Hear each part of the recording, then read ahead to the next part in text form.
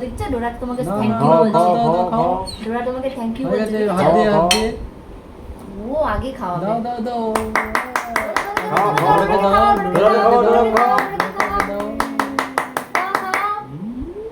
হ্যাঁ হ্যাঁ ঠিক আছে ঠিক আছে। তুমি খাও তুমি খাও তুমি খাও। বাবা ও আবার বেশি করে কতটা নিল। খাবে না তো? ডোরা আমাদের অন্যতম বাড়ির সদস্য, গুরুত্বপূর্ণ সদস্য। অনেক রকমের বক্তব্য সামাজিক স্তরে থেকে থাকে, কিন্তু একটি পশু অবলা এবং যে কোনো পশুই অবলা, তার জন্য নির্দিষ্ট কোনো ডোরা বা এই প্রজাতি ওই প্রজাতি সেরকম কিছু ব্যাপার নেই।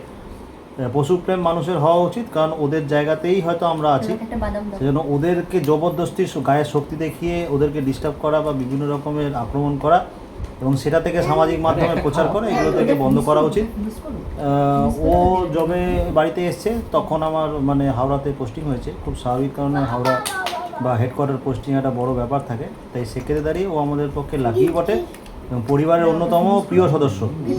হ্যাঁ, বিভিন্ন সমস্যা থাকে, কিন্তু তাকে মেনটেন করলে বা বিভিন্নভাবে যদি তাকে কেয়ার করার ক্ষমতা থাকে তবেই তাকে নেওয়া উচিত এবং প্রপারভাবে মেনটেন করলে পারিবারিক কোনো অসুবিধা হয় না এবং বাচ্চার অন্যতম প্রিয় বন্ধুও বটে।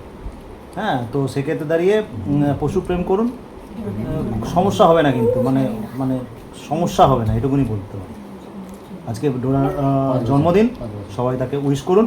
5 বছর সে আমাদের বাড়িতে রয়েছে, আনন্দের সঙ্গে রয়েছে এবং সে দিল্লি, রাজস্থান থেকে আরম্ভ করে ইউপি বিভিন্ন জায়গা সে ঘুরেও এসেছে। ফার্স্ট ক্লাস ইয়েতে হয়তো অনেকে যায়নি, হয়তো ফার্স্ট ক্লাস হয়তো সেই জায়গা থেকে বিশাল ব্যাপার। যাই হোক, এই হচ্ছে গিয়ে ছোট ডোরা, আমাদের দুজনেরই এখন একই রকম অবস্থা। হ্যাঁ, কে কাকে দেখে আর কি। যাই হোক, তাদেরকে সবাই শুভেচ্ছা।